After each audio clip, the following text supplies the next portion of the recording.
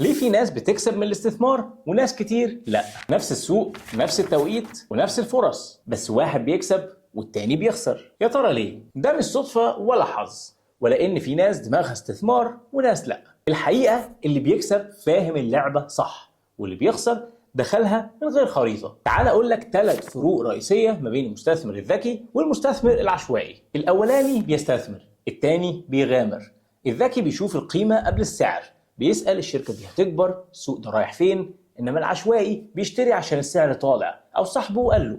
تاني فرق، الأولاني بيوزع فلوسه صح، التاني بيحطها كلها في حاجة واحدة. الذكي فاهم يعني ايه diversification وعارف ازاي يقلل الخطر ويزود فرص المكسب. العشوائي يدخل بكل اللي معاه في سهم واحد ويقعد يدعي. تالت فرق، الاولاني عنده خطة، التاني عنده اندفاع. الذكي داخل السوق عشان يحقق هدف معين، كل خطوة محسوبة. العشوائي بيشتري وقت الحماس مع الدوشة، ويبيع وقت الخوف والناس كلها مرعوبة. النتيجة، الأول بيكسب على المدى البعيد حتى لو خسر في يوم، التاني كل ما يخسر يقول السوق وحش ويمشي ويقول لك البورصة دي مش بتاعتنا. اكتب كلمة كورس في التعليقات وهبعت لك لينك فيه تفاصيل أكتر عن الكورس اللي هيخليك من النوع الأول.